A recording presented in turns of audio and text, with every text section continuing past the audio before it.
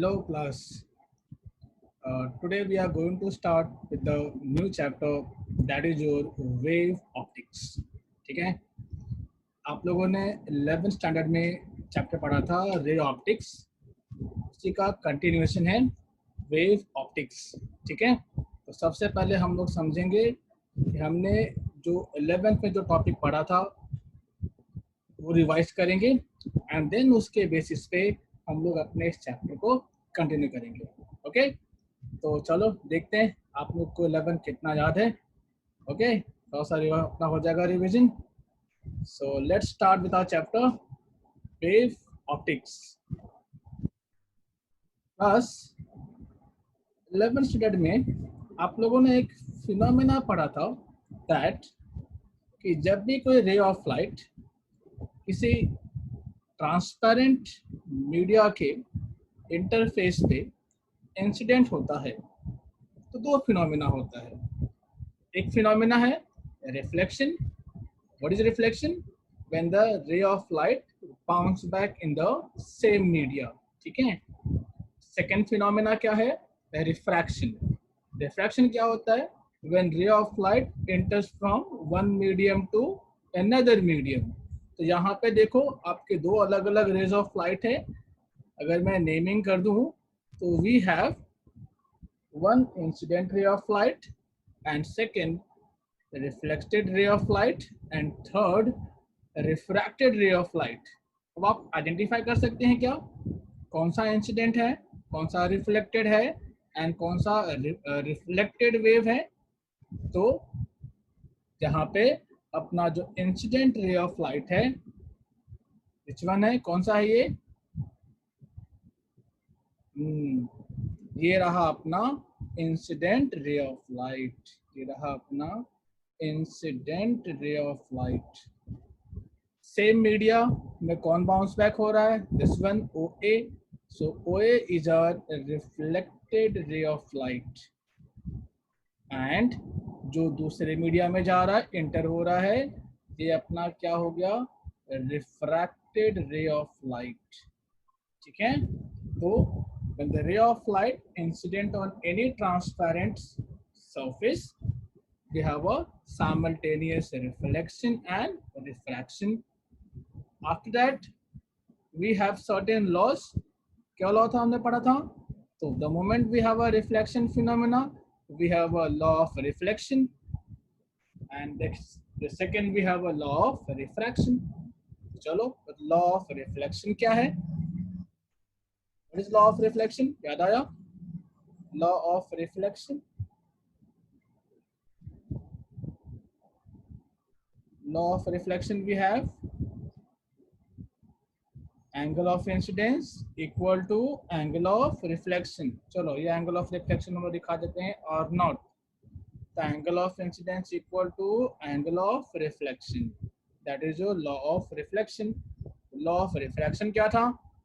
तो Snell's law दिमाग में याद आया होगा आप लोगों के. स्नेल्स लॉ क्या है? Law of refraction. That is the refractive index of any media is equals to sine of angle of incidence to sine of angle of refraction. Okay, हम लोग रिफ्रैक्टिव इंडेक्स को एब्सोल्यूट वैल्यू में भी लिख सकते हैं. तो let's say if N1 is the absolute refractive index of medium 1 and N2 is the absolute refractive index of medium 2, then we can write this refractive index as N2 upon N1. Okay, तो ये दो law हमने पढ़ा था. और क्या पढ़ा था हमने? तो we have learnt about the number of images if we are going to incline two mirror M1 and mirror M2 at some angle theta. What is going to be the number of images? This you have learned in the 11th standard. Correct. With that we have also learned कि अगर कोई ray of light किसी curve mirror कहा तो concave mirror and convex mirror. यदि किसी concave mirror पे incident हुआ, the image is going to form. That will depends upon the position of object and the focal length of the mirror. Okay, magnified होगा, diminished होगा, real होगा, virtual होगा. That image, that everything depends upon where you have kept the object. Okay, that is one thing. यहाँ पे कौन सा phenomena होता है, तो इधर कौन सा फिनोमेना है, रिफ्लेक्शन का फिनोमेना है. Light after incidenting on that curved mirror, it get reflected and it forms the image. Then you have learnt about the lenses. Same, if we are going to keep any object over here and you are allowing the ray of light to incident on the mirror, so the lens, convex lens, image form किस side में form होता है, opposite side में. तो after refraction, refracting from here we get some images and that image is going to be real भी हो सकता है, वर्चुअल भी हो सकता है, डायरेक्ट भी हो सकता है और इन्वर्टेड भी हो सकता है. Again depends upon the position of the object. Class ये सब हमने पढ़ा हुआ है 11th स्टैंडर्ड में, डिटेल में पढ़ा हुआ है. ठीक है, बट हियर हम लोगों ने किसको यूज किया था, इमेज का फॉर्मेशन हो या रिफ्लेक्शन हो या रिफ्रैक्शन हो, हम किसे यूज कर रहे हैं, we are using the ray of light. अब ये लाइट क्या है, ठीक है, ये लाइट है क्या. तो आज के दिन में अगर आपसे पूछा जाए तो yes you have the answer. Light, you can easily say sir light is nothing but an electromagnetic wave. But in 17th century this was a big mystery कि light है क्या. Many scientists, many physicists, they were very curious about what is the light. Okay, अब उस समय दो ऐसे physicist थे जो इस रेस में लीड कर रहे थे, who were working on the light, on the nature light के फिनोमेना को और लाइट के नेचर को theoretical value and practical value के साथ मैचअप करने का ट्राई कर रहे थे और लाइट का डिफाइन करने का ट्राई कर रहे थे कि लाइट है क्या. ठीक है, तो दो ऐसे फिजिसिस्ट थे जो उस समय इस वर्क प्रोसेस को लीड कर रहे थे. कौन थे ये दोनों, तो दे वर वाज इसाक न्यूटन. सब जानते हैं न्यूटन भाई साहब को, जानते हो कि नहीं, यस. तो Isaac Newton and second was the Christiaan Huygens. ठीक है, दो ऐसे फिजिसिस्ट थे जो इस फील्ड में बहुत ही वर्कआउट कर रहे थे इन 17th सेंचुरी कि भाई साहब लाइट है क्या. अब लेकिन दोनों अलग अलग बैकग्राउंड में थे, काम तो साइमल्टेनियस एक ही समय में कर रहे थे आगे पीछे, बट दोनों का जो थिंकिंग प्रोसेस था वो अलग था. अब न्यूटन जो थे, न्यूटन के सोचते ही आपके दिमाग में कुछ लॉज आते होंगे, न्यूटन्स लॉज ऑफ मोशन पढ़ा होगा, Newton's first law, second law, third law. First law कितने लोगों को याद है, first law was light particles always be in a state of motion, continues to be in a state of motion unless it is acted upon by any external unbalanced force. पढ़ा है, याद है, बहुत डिफिकल्ट है याद करना. Okay, तो हमने ये न्यूटन्स लॉज ऑफ मोशन पढ़ा हुआ है. ये किस में आता है, this is coming in the classical mechanics. ठीक है, तो न्यूटन भाई साहब क्या थे, क्लासिकल मैकेनिक्स में बहुत ही मास्टर थे. तो इन्होंने लाइट को भी क्लासिकल मैकेनिक्स के पॉइंट ऑफ व्यू से ही सोचा. एंड क्लासिकल मैकेनिक्स किस में डील करता है, तो classical mechanics deal with the particle, mass, momentum. तो न्यूटन जो सोचा उसने लाइट को एज अ पार्टिकल सोचा और उसको डिफाइन करने का ट्राई किया. क्या डिफाइन करने का ट्राई किया, तो जो प्रॉपर्टी हमने दो चीज पढ़ा है, light can reflect, light can refract. ठीक है, तो उसने पार्टिकल नेचर, अब पार्टिकल क्या होता है, बॉल एक पार्टिकल है. ठीक है, जो आपको दिख रहा है हर एक सामान एक पार्टिकल है. तो क्या कोई पार्टिकल रिफ्लेक्ट कर सकता है, क्या कोई पार्टिकल रिफ्रैक्ट कर सकता है. तो इसी चीजों को लेके न्यूटन ने कुछ डेमोन्स्ट्रेशन किए एंड देन उसको लाइट के साथ उसने वेरीफाई करने का ट्राई किया.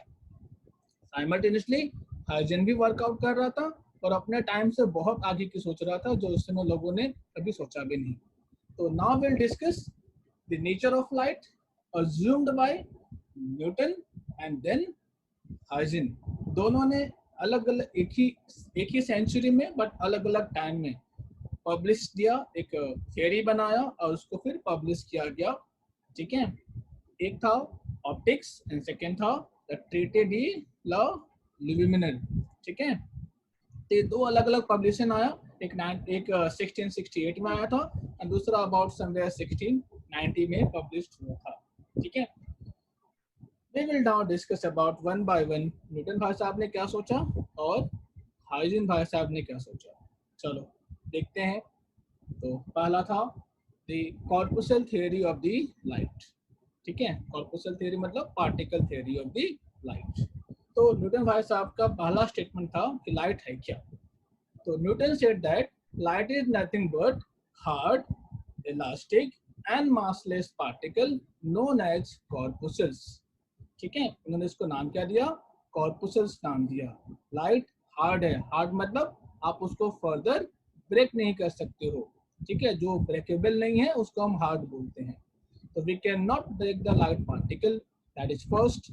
सेकेंड, लाइट क्या है, तो लाइट इलास्टिक है। What do you mean by elastic, the moment we apply the force उसके डायमेंशन में डिफॉर्मेशन आता है and the moment we remove the force वो अपने साइज को अपने डायमेंशन को रीगेन कर लेता है, that is the elastic property. So light is elastic in nature.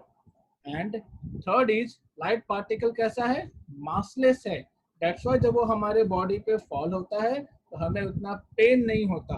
अगर अदरवाइज अगर हैवी मास ऑब्जेक्ट अपने बॉडी को स्ट्राइक करे, अपने आई को स्ट्राइक करे तो डेफिनेटली हमें वो प्रेशर फील होगा, बट लाइट का प्रेशर फील नहीं होता। क्यों, since it is massless as per the Newton. Second point, he assumed that कि each source of light, चाहे वो सन हो या हमारे घर का ट्यूबलाइट हो या हमारे घर का एलईडी बल्ब हो, ठीक है, तो each source of light emits large number of corpuscles. They are the tiny particles, small particles which always travel along in a straight line in the absence of any external force. मतलब जब तक कोई force उसके ऊपर act नहीं होता light हमेशा straight line में ट्रेवल करेगा। द मोमेंट कोई फोर्स होगा, मतलब कोई रिफ्लेक्टिंग सरफेस आ जाए या रिफ्रैक्टिंग सरफेस आ जाए तो वहां पे उसके ऊपर फोर्स एक्ट होगा और उसका डायरेक्शन चेंज होगा। Okay, on striking a reflecting surface, मतलब जब भी लाइट किसी रिफ्लेक्टिंग सरफेस पे इंसिडेंट होता है, at that moment what happened, it undergoes the elastic collision. Now class, elastic collision again Newton's का assumption, elastic and elastic collision आप लोगों ने मोशन चैप्टर में पढ़ा हुआ है। what is elastic collision? Elastic collision is where there is a conservation of energy when two particles collide and there is no change in the energy, we call them as elastic collision। ठीक है, तो यहाँ पे जब बोल रहा है कि लाइट पार्टिकल इलास्टिक कोलिशन कर रहा है, इसका मतलब कि अगर ये मेरा रिफ्लेक्टिंग सरफेस है and here light particle is incidenting, ठीक है, ये पार्टिकल यहाँ पे इंसिडेंट हो रहा है। So after incidenting on the surface there will be no loss of energy. No loss of energy का मतलब it will gain the keep the same velocity। ठीक है, इसके पास सेम वेलोसिटी होगा और वो उसी वेलोसिटी के साथ ये बाउंस बैक कर जाएगा। अगर इलास्टिक कोलिजन नहीं होता तो उसका स्पीड रिड्यूस हो जाता, इसका स्पीड चेंज हो जाता, जो कि न्यूटन बोलता है कि यहाँ पे इसका स्पीड चेंज नहीं होता। लाइट एक ही स्पीड के साथ, जितने स्पीड के साथ वो इंसिडेंट किया उसी स्पीड के साथ वो रिफ्लेक्ट बैक हो गया। So it is an elastic collision. Light reflect back with the same speed. There is no change in the speed in the incident ray of the particle of light and the reflected particle of light. Okay, and this follows the law of reflection. ठीक है, then next Newton is saying that अब अगर रे of light अगर यहाँ पे किसी surface पे इंसिडेंट हो रहा है, so in that way what will happen when the particle will incident on any refracting surface. हमें मालूम है रिफ्रैक्शन में क्या होता है, it travels into the another media. तो what Newton is saying that अगर ये रिफ्रैक्टिंग सरफेस है मतलब ट्रांसपेरेंट मीडिया है, तो here when the ray of light incident on the surface, here we have the certain number of molecules of the refracting surface, they apply the force of attraction, ठीक है, they apply the force of attraction and as a result तुम्हारा जो molecule है, जो light particles है, वो second media में penetrate कर जाता है, ठीक है. So there we say that there is a force of attraction between the light particles and the molecules or the particles of the medium, and that causes the change in direction. ठीक है, तो ये तुम्हारा किसको explain किया उसने, refraction को explain किया. तो लाइट ए अपने पार्टिकल के नेचर के साथ, पार्टिकल नेचर के साथ, उस समय जो लाइट के जो दो फिनोमेना थे, रिफ्लेक्शन एंड रिफ्रैक्शन, दोनों को वो सक्सेसफुल वे में वो एक्सप्लेन कर पाया. बट कुछ प्रॉब्लम भी आया उसके सामने, कुछ क्वेश्चंस है. डेफिनेटली जब हम कुछ ट्राई करने का कोशिश करते, कुछ ट्राई करते हैं, तो डेफिनेटली कुछ क्वेश्चंस अराइज होते हैं. क्या क्वेश्चन अराइज हुआ कि भाई लाइट का स्पीड किधर ज्यादा होगा, जहां वो ट्रेवल कर रहा था उधर ज्यादा होगा या जिसमें वो एंटर किया उसमें ज्यादा होगा. तो न्यूटन ने क्या आंसर दिया कि यदि लाइट रारर मीडिया से डेंसर मीडिया में इंटर कर रहा है, डेंसर मीडिया मतलब जहां पे नंबर ऑफ मॉलिक्यूल्स डेंस है, ठीक है, तो अगर वो रारर मीडिया से डेंसर मीडिया में इंटर कर रहा है, तो डेंसर मीडिया में मॉलिक्यूल्स का नंबर ज्यादा है, वो ज्यादा फोर्स लगाएगा. ज्यादा फोर्स लगाने का मतलब है अगर फोर्स ग्रेटर है, with the force is greater amount of force का मतलब है, ग्रेटर अमाउंट ऑफ फोर्स का मतलब है एक्सेलरेशन का ग्रेटर होना, ठीक है. एक्सेलरेशन इंक्रीज हो रहा है, पार्टिकल एक्सेलरेट हो रहा है. एक्सेलरेट होने का मतलब क्या होता है, जब आप गाड़ी को एक्सेलरेट करते हो तो क्या होता है, उसकी स्पीड बढ़ती है. तो यहाँ पे न्यूटन अपने मैकेनिक्स के पॉइंट ऑफ व्यू से बोलना चाहता है कि जब रे ऑफ लाइट रैरर मीडिया से डेंसर मीडिया में इंटर कर रहा है, तो वहां पे उसकी स्पीड बढ़ती है. बट अगर वो रैरर में डेंसर से रैरर में जाएगा, नंबर ऑफ मॉलिक्यूल कम हो जाता है, इन दैट केस उसका स्पीड कम हो जाता है. So here they want to say that light has a higher speed, greater speed in denser media in compare to rarer one. Plus हमें मालूम होना चाहिए कि ये एक गलत स्टेटमेंट है. आज के दिन में हमें मालूम है स्टेटमेंट इज रॉन्ग, बट ये उस समय के लोगों को नहीं मालूम था, बट जब न्यूटन ने अपने इस हाइपोथेसिस को पब्लिश किया था, ठीक है. चलो अब आता है एक और पॉइंट ऑफ व्यू आ गया. हम लोगों ने प्रिज्म का एक्सपेरिमेंट आप लोगों ने पढ़ा होगा, जिसे हम लोग बोलते हैं डिस्पर्सन ऑफ लाइट. तो डिस्पर्सन ऑफ लाइट में क्या होता है, डिस्पर्सन ऑफ लाइट में आप एक प्रिज्म लेते हो, you take a prism and from that prism you are allowing the white light to fall on it on one side, and second side में क्या होता है, you are getting the different beam, red, yellow, violet, ठीक है, red to violet का आपको beam मिलता है. क्या वो एक ही लाइन में होते हैं, the answer is no, ठीक है. सभी के अलग अलग लाइन होते हैं, सभी के अलग अलग स्पेक्ट्रम होते हैं, एंड उनका जो रिफ्रैक्टिंग एंगल होता है वो अलग होता है. ये हम लोगों ने अगेन 11th स्टैंडर्ड में पढ़ा हुआ है कि red colour and violet colour they are having the different angle of refraction. अब अगेन क्वेश्चन आ गया न्यूटन के सामने, why the two these different colours are having the different angle of refraction then. तो न्यूटन का बोलना था कि ये जो कलर जो कलर जो होते हैं लाइट के, विजिबल लाइट के, ये जो कलर्स हैं, they are basically depends upon the size of the particle. तो लाइट में अलग अलग साइज के पार्टिकल्स होते हैं, वे साइज ही डिसाइड करते हैं कि ये किसका कलर क्या होगा, ठीक है. अब अगर साइज छोटे बड़े होंगे इसका मतलब मास भी कम ज्यादा होगा, और मास कम ज्यादा होगा तो फोर्स भी अलग अलग एक्सर्ट होगा. So Newton says that in light the color of light is being decided by the different size of the corpuscles, and they are resulting in different refracting angle of these colors. तो class ये Newton के assumption थे, जिसको हम लोग बोलते हैं कॉर्पuscle theory of the light, ठीक है. तो ये तो न्यूटन का क्या बोलना था ये हो गया। एंड इसके थ्रू न्यूटन ने उस समय वापस में जो बोल रहा हूँ जो दो फिनोमेना थे रिफ्लेक्शन और रिफ्रैक्शन, सो वो सक्सेसफुली एक्सप्लेन कर पाया। So people accepted. जब कोई थ्योरी किसी एक्सपेरिमेंटल चीज को वेरीफाई करता है तो of course in science we have to accept it. ये हम लोगों ने मेजरमेंट चैप्टर में पढ़ा हुआ है 11th स्टैंडर्ड में। जैसे कि मैंने कहा कि Newton was being able to successfully explain the two different phenomena of light जो उस समय था, that is a reflection of light and a refraction of light. But at the same time कुछ question arise हुए जो Newton successfully explain नहीं कर पाया, that is being called as a problems with the particle theory of light or drawbacks of the corpuscles theory of the light. तो पहला problem क्या था, पहला ड्रॉबैक्स क्या था? द फर्स्ट ड्रॉबैक्स वाज, इसे हम एग्जांपल से समझते हैं। यदि आप किसी बॉल को अज्यूम करो, यदि आप किसी बॉल को किसी दीवार पे थ्रो करते हो, ठीक है, व्हाट विल हैपन, वो आपकी तरफ बाउंस बैक करेगा।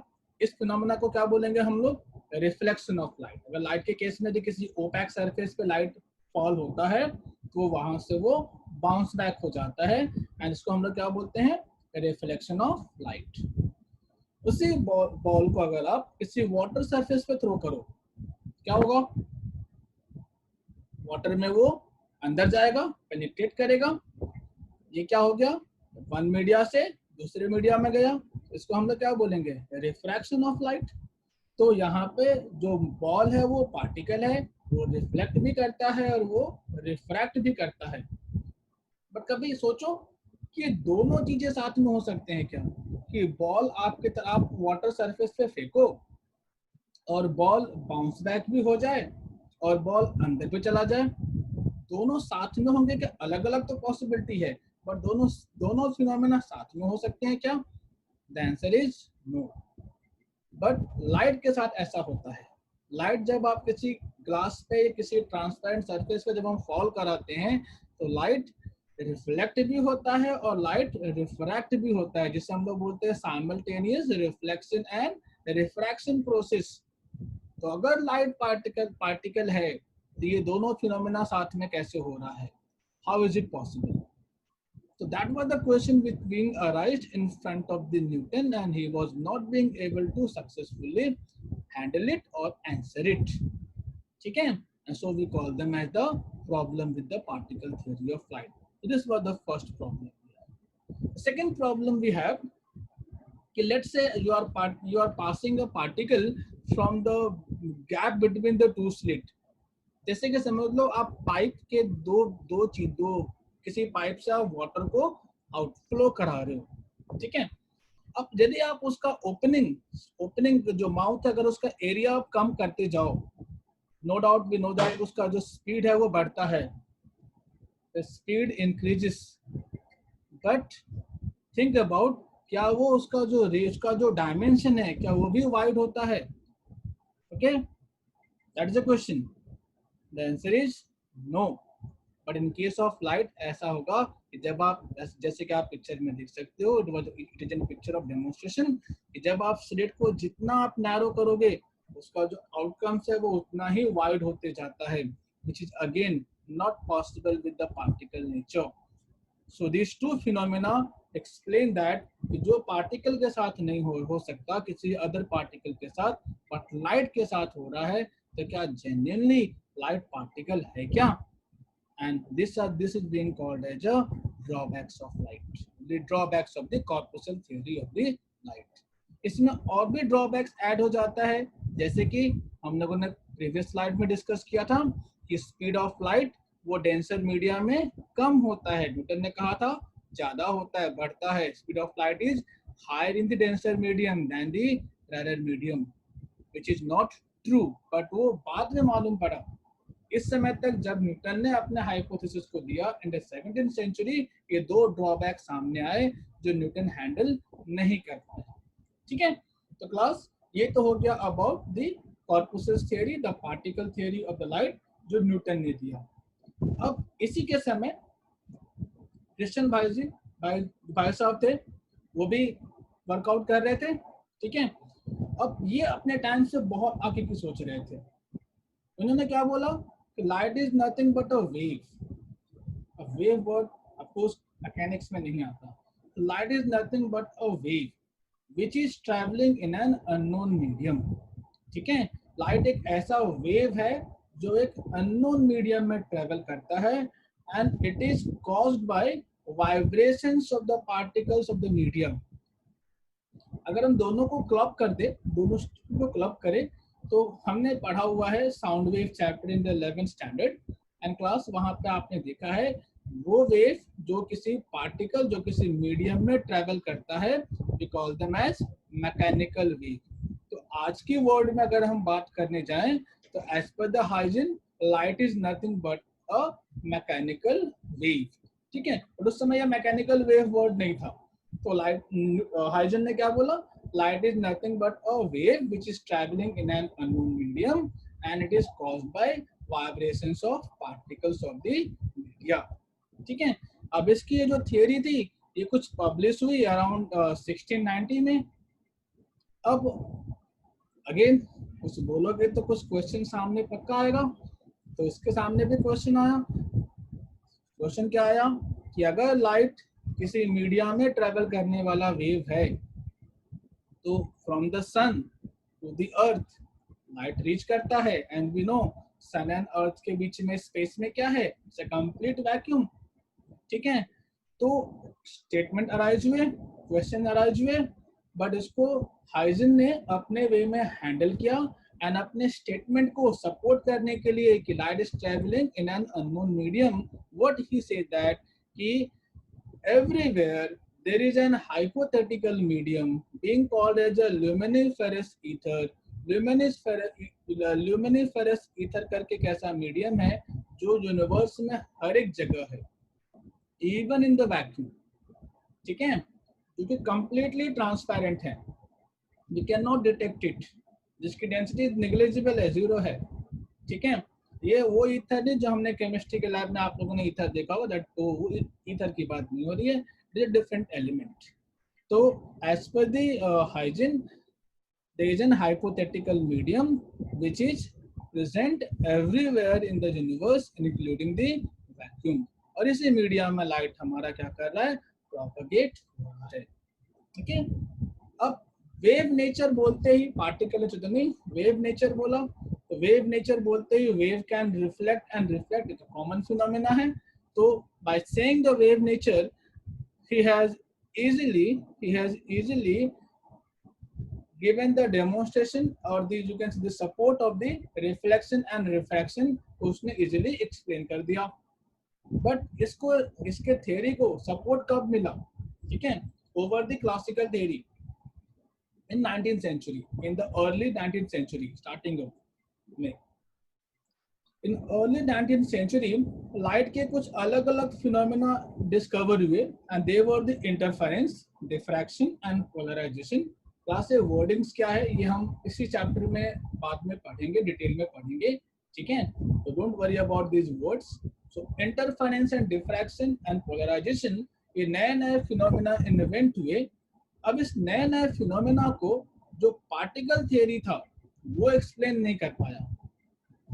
ठीक है, इंटरफेरेंस का मतलब दो लाइट वेव का आपस में मिक्सअप हो, डिफ्रैक्शन होने का मतलब किसी एज पे जाने के बाद बेंड होना, पोलराइज होने का मतलब है उसके नंबर ऑफ वाइब्रेशन को रिड्यूस करना। ठीक है, तो इन चीजों को जो पार्टिकल नेचर है वो तो एक्सप्लेन नहीं कर पाया, but yes the wave nature easily explained. तो वेव नेचर के थ्रू ये जो 3 अलग अलग फिनोमेना थे वो इजीली एक्सप्लेन हो गए एंड ये क्या किया, उसके ऊपर एक डोमिनेंस ले लिया, डोमिनेट कर गया। ठीक है, तो wave theory of light dominates over the particle theory in the earlier 19th century। But इसे प्रॉब्लम था, क्या था वो, that the light is travelling in an unknown medium and that is, medium का नाम क्या दिया था, ether which is present everywhere even in the vacuum। ये लोगों को जो ईथर दिया कि वैक्यूम में एक ईथर करके प्रेजेंट है, क्वेश्चन मार्क लगा दिया हाइजन ने, जिसको फर्दर अलग अलग फिजिसिस्ट ने इसके ऊपर वर्कआउट किया। ठीक है, इसके बाद आए अपने मैक्सवेल भाई साहब, ठीक है। मैक्सवेल भाई साहब ने क्या किया, उन्होंने बोला कि लाइट कौन सा वेव है, light is an electromagnetic wave.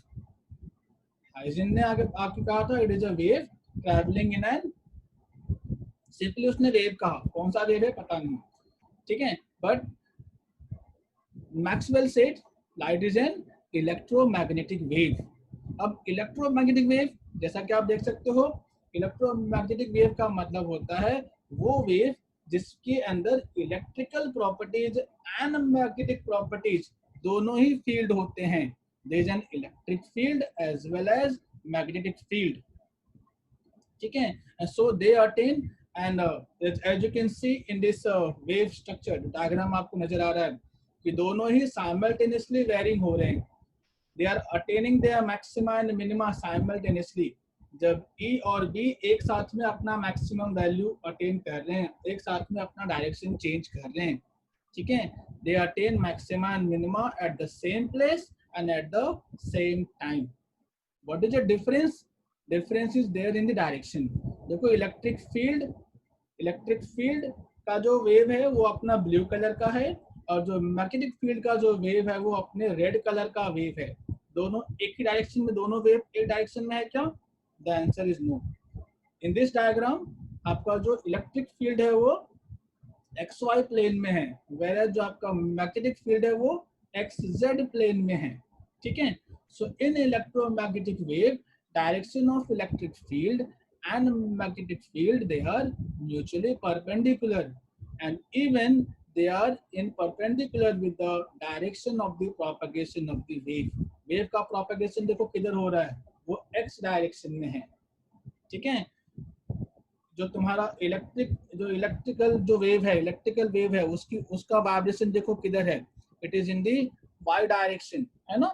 जो इलेक्ट्रिकल वेव है it is vibrating in the y direction, where जो तुम्हारा मैग्नेटिक वेव है it is vibrating in the z direction, ठीक है। तो यहाँ देखो, यहाँ पे जो आपकी प्रॉपर्टी है वो y डायरेक्शन और z डायरेक्शन में हो रहा है। इलेक्ट्रिकल वेव की जो प्रॉपर्टी है, electrical wave is propagating in the y direction, whereas जो तुम्हारा मैग्नेटिक वेव है is propagating in the z direction, correct. So direction of electric and magnetic fields are mutually perpendicular to each other as well as direction of propagation of wave. Then third is coming the speed of electromagnetic wave that depends upon the electric as well as the magnetic properties of the medium, okay, in which they travel. जिस media में वो travel कर रहा है उसकी electrical and magnetic property कितनी है, it does not depends upon the amplitude of their vibration. कितना बड़ा हुआ एम्पलीट्यूड ले रहा है उससे मतलब नहीं है। एम्पलीट्यूड का डेफिनेशन आप लोगों को मालूम है, it is nothing but the maximum displacement, and the formula with which we find out the speed of the light wave is nothing but the 1 upon under root mu naught into epsilon naught। ये mu naught क्या है, it is a permeability of, and the epsilon naught क्या, it is a permittivity, ठीक है। तो Maxwell ने बोला कि लाइट क्या है, एक इलेक्ट्रोमैग्नेटिक वेव है, but by saying electromagnetic wave उसने हाइजन का वो जो स्टेटमेंट था कि ये एक मीडियम में ट्रेवल करता है, उसको उसने फर्दर नेग्लेक्ट नहीं किया, रादर मैक्सवेल सपोर्टेड कि ये जो वेव है ये किसी मीडिया में ही ट्रेवल करता है, ही सपोर्टेड, ठीक है। That's why saying it depends upon the electric and magnetic properties of the medium, he supported the hypothesis of the Huygens, ठीक है। लेटर ऑन इसमें अलग अलग जो तुम्हारा इलेक्ट्रोमैग्नेटिक वेव है इसकी अलग अलग रेंज का स्टडी हुआ। इलेक्ट्रोमैग्नेटिक वेव सिर्फ जो हम देखते हैं उतना ही नहीं है, it is having a very wide range of the wavelength. Its wavelength is ranging from 10⁻16 metre to 10⁸ metre तक का इसका रेंज है, ठीक है, जिसके अंदर अलग अलग इलेक्ट्रोमैग्नेटिक वेव्स हैं जिसकी अलग अलग प्रॉपर्टीज हैं, एंड उसके प्रॉपर्टीज के हिसाब से हमने उसको नाम दिया हुआ है। ये आपने electromagnetic waves again 11th standard में पढ़ा हुआ है। क्या क्या नाम है, we have the gamma ray, we have the X ray, we have the ultraviolet, we have the visible light, we have the infrared, microwave, radio waves and long radio waves. ठीक है, जिसमें से रेडियो वेव्स की जो frequency थी that the radio waves are having the same speed as that of the visible light, ये किसने prove किया था? हर्ट्ज ने। हर्ट्ज ने इसको वेरीफाई किया था कि जो तुम्हारा रेडियो वेव्स है और जो तुम्हारा विजिबल लाइट है, they are having the same speed of light, 3 into 10 approximately 3 into 10 raised to 8 meter per second. In the visible spectrum, the wavelength ranges of approximately from 380 nanometer to 750 nanometre तक का हमारा range है visible colour, जो जिससे हम देख सकते हैं अलग अलग फ्रॉम रेड टू वायलेट। ठीक है, तो ये पूरी जो डिस्कवरी है वो मैक्सवेल तक हो चुका है, हर्ट्ज ने वेरीफाई कर दिया। ठीक है, कि रेडियो वेव्स और तुम्हारा विजिबल लाइट का स्पीड एक ही है, they don't have the different speed. इसका मतलब तुम्हारा जो इलेक्ट्रोमैग्नेटिक वेव है ओवरऑल सभी का जो स्पीड है वो वही है जो तुम्हारा विजिबल लाइट का स्पीड है। So all the electromagnetic wave, they have the same speed, but they have different, because of different wavelength, they have different frequency. So we know that C is equal to n into lambda. ठीक है, तो अगर frequency change हो रहा है तो wavelength change हो जा रहा है, बट स्पीड ओवरऑल क्या है? कांस्टेंट है। तो एक चीज तो वेरीफाई हो गया कि सभी के स्पीड सेम है। ओके, अब आता है कि कोई मीडिया प्रेजेंट है कि नहीं। तो कोई मीडिया प्रेजेंट है कि नहीं, इसके लिए जो काम किया that was the Michelson and मोडले।